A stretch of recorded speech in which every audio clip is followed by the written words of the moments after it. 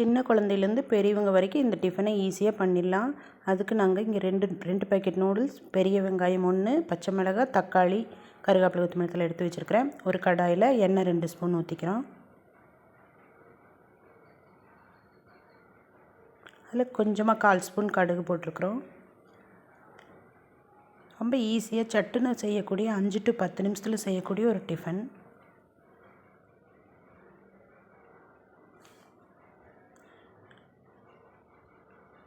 கடுகு நல்லா பொரிஞ்சதுக்கப்புறம் வெங்காயம், பச்சை மிளகாய் போட்டுக்கிறோம்.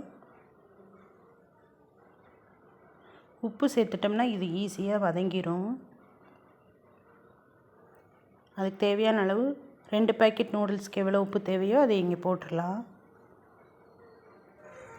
இங்கே நான் ரெண்டு பேக்கெட் நூடுல்ஸ்க்கு 4 டம்ளர் தண்ணி ஆல்ரெடி சிம்மில் வச்சு சூடு பண்ணிகிட்ருக்கிறேன். சூடான தண்ணி ஊற்றும்போது வேகமாக நமக்கு வேலை முடிஞ்சிடும். இப்போ தக்காளி சேர்த்துருக்குறேன்.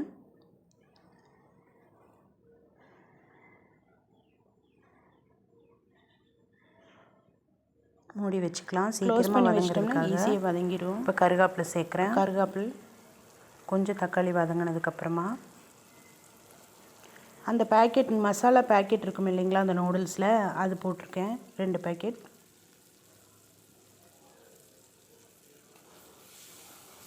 எண்ணெயில் நல்லா வதங்கும்போது நல்லா டேஸ்ட்டாக இருக்கும்.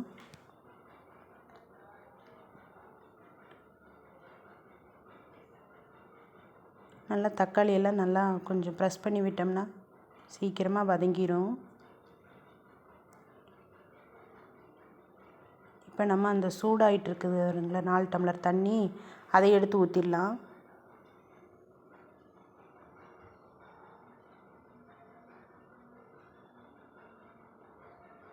சூடான தண்ணி ஊற்றுறதுனால சீக்கிரமாக கொதிச்சிரும்.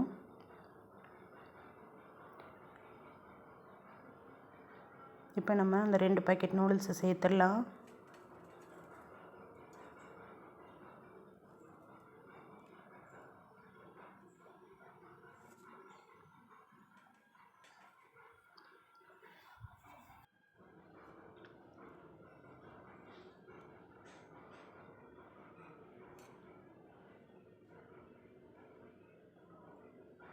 கொஞ்சம் கொத்தமல்லி தழை சேர்த்துட்டு மூடி வச்சிடலாம்.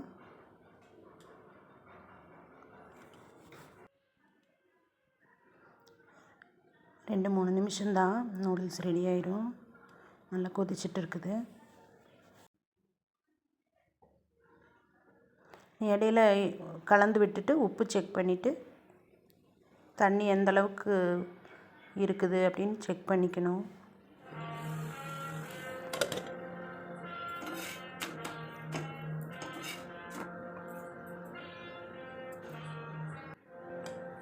தண்ணி எல்லாம் வத்திருச்சு, நல்லா வெந்துருச்சு நூடுல்ஸு. நம்ம சாப்பிட்றதுக்கு ரெடி ஆயிடுச்சு. தக்காளியே சேர்க்காமல் செஞ்சாலும் நல்லா தான் இருக்கும். இப்போ நூடுல்ஸ் ரெடி ஆயிடுச்சு. நீங்களும் இந்த மாதிரி செஞ்சு பாருங்கள்.